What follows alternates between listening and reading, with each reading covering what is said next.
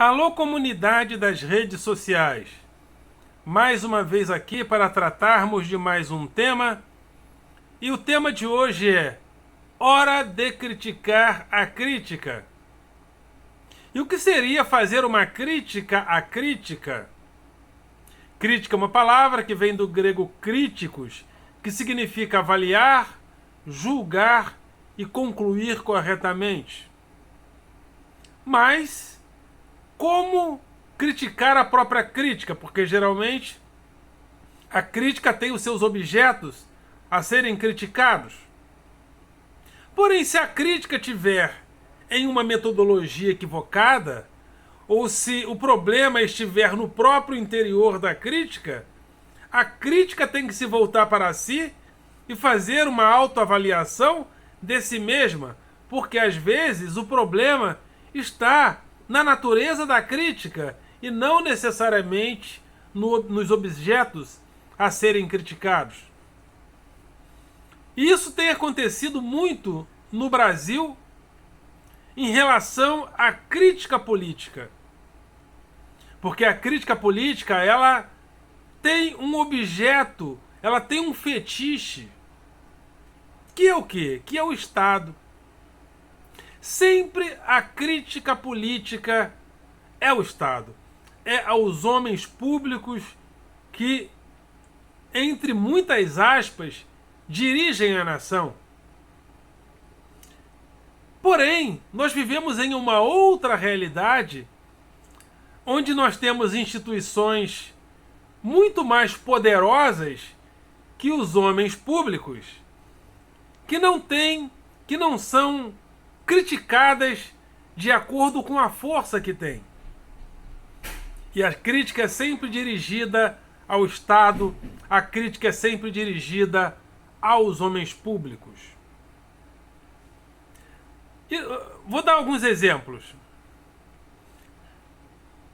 No mundo hoje, nós temos um outro tipo de capitalismo, que é o capitalismo financeiro, que superou o capitalismo industrial, fordista, sobretudo. Então, economicamente, nós temos instituições financeiras muito mais poderosas que o Estado do ponto de vista financeiro.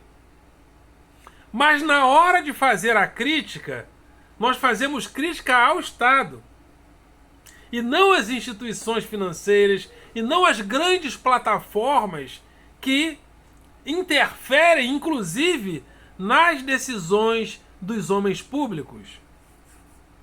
Nós ficamos fazendo a crítica como se os problemas fossem sempre de reizinhos e, no caso da guerra, uma luta de reizinhos contra reizinhos. Por exemplo, a última guerra mundial, por exemplo, nós tivemos problemas de ascensão do nazismo, que culminou na guerra. Mas nós sabemos que o grande problema infraestrutural que gerou a Segunda Guerra Mundial estava naquele modelo capitalista. Não fosse o modelo, não fossem os ressentimentos promovidos dentro do modelo capitalista, não teríamos nem a Primeira e muito menos a Segunda Guerra Mundial. Mas passou esse tempo. O próprio capitalismo, que se alimenta da guerra através da indústria bélica, percebeu que uma guerra de grandes proporções não é viável para a própria indústria bélica. Morre muita gente, gera desgastes absurdos. Então as guerras começaram a ser localizadas, setoriais. E quando nós olhamos para um fenômeno como a guerra, qual é a nossa orientação? Criticar Netanyahu, criticar o governo do Catar, criticar o governo do Irã. Porém, essas guerras ocorrem dentro de interesses da indústria bélica que tem ações no mercado financeiro. Então, E as pessoas que movimentam, elas não têm rosto. E nós mesmos compramos produtos e temos hábitos que valorizam o próprio capital financeiro, que é o maior interessado na continuidade da guerra. E por que a guerra acontece? É por causa de Netanyahu? É por causa do governo do Irã? Não que eles não sejam atores importantes. Eles são atores importantes. Porém, determinadas guerras acontecem porque elas têm que acontecer. São exigências, são fluxogramas, são fluxos do mercado financeiro, são fluxo do mercado de capitais. Então, mas ao criticar, ao fazer a crítica, nós apontamos sempre para os homens públicos. É Netanyahu, é Lula, é Biden. Mas eles não são economicamente as pessoas mais poderosas do mundo. Os estados nacionais não existem mais.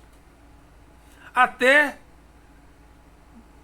idos da década de 70, os estados nacionais tinham muita força econômica. Inclusive, eram eles que dirigiam o capitalismo do mundo. A questão estava nos estados nacionais. O direcionamento da economia, o direcionamento do capital, o direcionamento do capitalismo estava nas mãos do Estado. Então fazia sentido fazer críticas ao Estado, guardadas as devidas proporções. Mas e hoje? Com o poder econômico estando nas mãos de grandes instituições econômicas, nós vamos continuar fazendo crítica ao Estado e não ao mercado? Porque a crítica ao mercado é que deve ser o grande desafio, porque economicamente é o mercado que interfere, inclusive, nas opiniões dos homens públicos. Aí eu gostaria de aproveitar esse ensejo para colocar a importância da crítica do professor, sobretudo a crítica do professor público, concursado. Por isso é que é importante o concurso público. Por isso é que é importante determinados intelectuais serem concursados. Sabe por quê? Porque o emprego dele não depende da opinião dele. O que acontece às vezes, por mais que um jornalista, um âncora seja importante, a opinião dele, o emprego dele depende da opinião que ele dá. Por exemplo, um âncora que fala de economia numa Globo News da vida. De repente ele acorda um dia e diz que é contra o teto de gastos. Mais cedo ou mais tarde, ele será demitido. Simples assim. Porque o emprego dele depende da opinião dele. Não é como eu. Eu posso dizer que sou contra o teto de gastos. Eu posso dizer que sou contra o tripé econômico, que esse caminho é um caminho equivocado. Porque o meu emprego concursado não depende da minha opinião. Ou seja, a minha opinião não é garantidora do meu emprego. Eu posso criticar o governo de Israel e dizer que eles estão praticando genocídio. Quem é âncora das grandes instituições de comunicação não podem. Porque se fizerem, mais cedo ou mais tarde, serão demitidos, porque o lobby judeu é fortíssimo no mundo.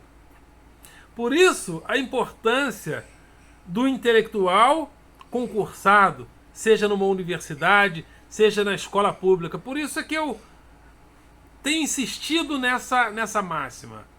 É importante que o professor entre no debate público e a gente precisa lutar pela continuidade do concurso público para que intelectuais, para que professores possam continuar tendo a autonomia crítica que muitas das vezes o âncora, o cara que está lá na Globo News, o cara que está lá na Globo, etc, etc, eles não têm.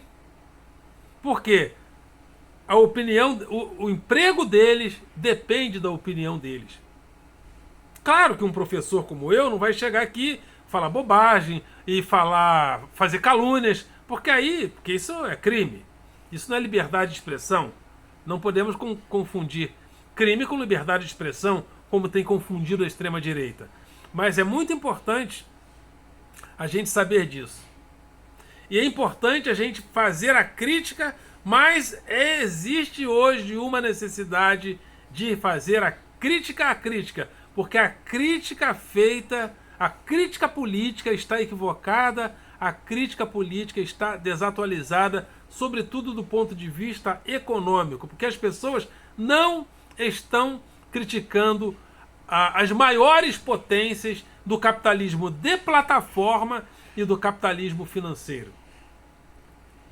E a coisa é tão séria que essas plataformas, por mais que elas se utilizem, plataformas como o Facebook, plataformas, né, que fazem parte da infraestrutura do mundo, não tem como nós nos separarmos hoje de plataformas como o Google, de plataformas como o Facebook, etc, etc. Não tem. Mas como regrar o comportamento dessas plataformas se o impulsionamento de temas polêmicos e às vezes contraditórios e às vezes procedimentos contraditórios que estão na plataforma, como os estados nacionais vão regrar, vão controlar, se elas são muito mais poderosas que o próprio Estado? Se certas instituições do capitalismo de plataforma e financeiro são muito mais poderosos que o Estado, e o Estado e os povos globalizados precisam dela porque elas estão inseridas na infraestrutura da economia mundial e são muito mais poderosos ou poderosas que os próprios Estados. Só que existe uma questão muito interessante. As pessoas, e essa fala é feita pelo Gessé Souza, é muito interessante essa fala. Nós entendemos que o mercado é o lugar da liberdade. O Estado o mercado é o lugar da liberdade. Então o mercado não teria nenhuma responsabilidade para com a infraestrutura das nações, para com o bem-estar das pessoas. Só o Estado teria essa responsabilidade. E toda vez que nós vamos fazer a crítica, nós apontamos só para o Estado, como se o mercado fosse o lugar da liberdade plena. Por que existem guerras no mundo? Porque existe um capitalismo que se alimenta dessa guerra, sobretudo dessas guerras setoriais. Então, se nós fizermos crítica só aos reizinhos, o reizinho A e o reizinho B, a crítica estará sempre desatualizada. A crítica precisa ser feita ao mercado. Mas como fazer crítica ao mercado se o mercado financeiro, se o mercado de ações não tem rosto? Eu posso investir em pacotes de ações de empresas que financiam a guerra. E que, quando eclode a guerra, os papéis dessas empresas valorizam. E até direta ou indiretamente, até sem saber, através de fundos de ações, o próprio trabalhador pode estar investindo nos papéis de empresas que valorizam-se com a guerra. Mas quem responde por isso? Ninguém. Porque os acionistas não têm rostos. É até curioso ver pessoas como o Elon Musk, né? Porque praticamente acabou essa figura do empresário que quer toda hora aparecer, botar a cara e dizer que ele é a grande estrela. Por quê? Porque para o empresário é importante que a marca se valorize. Ele não. Elon Musk não. É muito mais interessante para ele o rosto dele estar à frente. Mas na maioria das vezes, na maioria dos casos hoje, as marcas se valorizam no mercado financeiro. Nós participamos, direta ou indiretamente, da valorização de muitas marcas que que potencializam a continuidade da guerra, mas os responsáveis não têm rosto. Então, de fato, é uma crítica difícil. De fato, é uma crítica que nós precisaríamos amadurecer muito. Mas, se a gente continuar achando que o problema é só o Estado, nós vamos estar desatualizados. Eu sei que Netanyahu é um cafajeste. Eu sei que Netanyahu não vale nada. Ele não vale nada. Mas a guerra que está acontecendo ali entre a faixa de Gaza e Israel é uma guerra que tem que acontecer. Que acontece porque ela faz parte do fluxo do movimento do capital. Ela faz parte do fluxo do capitalismo financeiro. Por exemplo, Israel vai lá e ataca a embaixada do Irã. Aí o Irã joga uma bombinha em Israel, sabendo que Israel tem uma cortina protetora e que nada vai acontecer ali.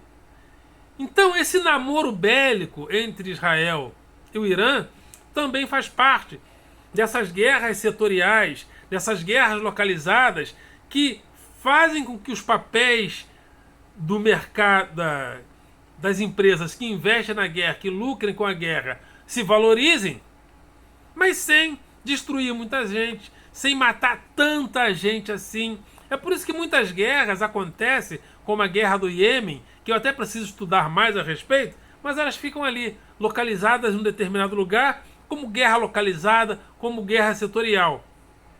Os papéis das empresas que investem, que lucram com a guerra, continuam se valorizando, mas sem matar muita gente, como numa guerra mais generalizada, como houve na Primeira e na Segunda Guerra Mundial. Então é urgente, é mister que a gente atualize a nossa crítica. A crítica precisa ser feita? Sim, mas não apenas ao Estado. É importante começar a orientar a nossa crítica para criticar também o mercado. Então, os bancos centrais do mundo, por exemplo, que são ligados ao Banco Mundial, geralmente estão mais favoráveis ao mercado, como é no caso do Brasil em relação ao presidente do Banco Central de hoje, sempre criticado pelo governo Lula. Os bancos centrais, as instituições financeiras, as instituições bancárias, têm importância, têm relação direta também com o desempenho econômico das nações. O mercado tem uma ligação direta com a saúde financeira do Brasil. Tem uma crítica, por exemplo, chamada doutora Maria Lúcia Fatorelli. Ela tem uma instituição chamada Auditoria Cidadã da Dívida Pública. E ela fala uma coisa muito interessante. Na época do governo Dilma, a taxa de juros chegou a 14,75%. Quando a taxa de juros está a 14,75%, quem lucra? Aquelas pessoas que investem em papéis, em títulos da dívida pública. Porque com o aumento dos juros, esses papéis, eles se valorizam. Então as pessoas que investem no mercado financeiro, que investem em títulos da dívida pública, para que eles vão investir criando emprego, criando indústrias, criando empresas que geram emprego? Não precisa. E ela fala também, já vi muitas pessoas falando, a doutora Maria Lúcia Fatorelli também fala das operações compromissadas, ou seja, as empresas, ou seja, os bancos colocam dinheiro no Banco Central, o Banco Central remunera o banco. E para que os bancos vão emprestar para a população se eles ganham milhões apenas depositando o seu dinheiro para dormir no Banco Central e são remunerados? Então, doutora Maria Lúcia fala, e eu penso que ela esteja correta, de que a crise que derrubou o governo Dilma não foi uma crise criada no governo pelo governo. Foi uma crise gerada, criada, inventada e produzida dentro da política monetária do Banco Central. Então, muitas crises que são produzidas dentro do nosso sistema monetário, dentro do Banco Central, dentro da política de teto de gastos, porque tem teto de gastos, não pode gastar. Eu já falei com vocês a respeito da dicotomia entre povo do Estado e povo do mercado. Há um livro chamado O Valor de Tudo, da doutora Mazzucato. Esqueci dos primeiros nomes dela, mas ela tem esse sobrenome, Mazzucato. Então ela fala do valor de tudo. Então hoje existe o povo do Estado e o povo do mercado. O povo do Estado somos nós, que precisamos de hospitais funcionando, que precisamos de salários melhores para os professores, investimento em escolas, em saneamento básico. Então quem faz esse tipo de investimento? O Estado, através dos impostos. Só que o povo do mercado olha para o orçamento como se o orçamento fosse algo a ser pago para eles, em forma de juros, de pagamento de juros. Então toda vez que o Estado se projeta para gastar mais, para investir mais, como quando o governo Lula pegou um pouco do que sobejou para investir no Banco Central, o que o mercado fez? O governo está interferindo na Petrobras. Não é que está interferindo ou não está interferindo. É que o mercado sempre vai chiar quando o Estado quiser investir. Porque existe teto de gastos, e teto de gastos não é um paradigma econômico do mundo. É algo feito aqui, construído a partir do tripé econômico lá do governo Fernando Henrique Cardoso, que foi o governo que estabilizou o Brasil para que o mercado financeiro, para que a mundialização do capital passasse por aqui. Então toda essa política econômica interfere nos investimentos que o Estado quer ou possa fazer aqui. Interfere diretamente na nossa qualidade de vida. Mas na hora de criticar, criticamos só o Estado. Mas passa desapercebido que o Estado não é, hoje, a principal instituição econômica do mundo. Não é ele que dirige os rumos do capitalismo. Quem dirige os rumos do capitalismo é o capitalismo de plataforma e é o capitalismo financeiro que é hegemônico no mundo. E na hora de fazer a crítica, nós fazemos a crítica ao Estado. É o Estado que rouba, é o político que rouba. Mas nunca fazemos crítica ao mercado. Nunca criticamos coisas como, por exemplo, nunca vemos na televisão pessoas criticarem, por exemplo, o Bolsa Banqueiro. Pesquise sobre isso. Bolsa Banqueiro. Operações compromissadas. Porque hoje o mercado age de acordo com muitos procedimentos. E muitos procedimentos do mercado interferem na nossa qualidade de vida. Então é desatualizada a crítica que nós fazemos como crítica ao Estado apenas. Precisamos fazer críticas ao Estado, mas precisamos amadurecer na crítica ao mercado. Ok, galera? Vocês são do coração.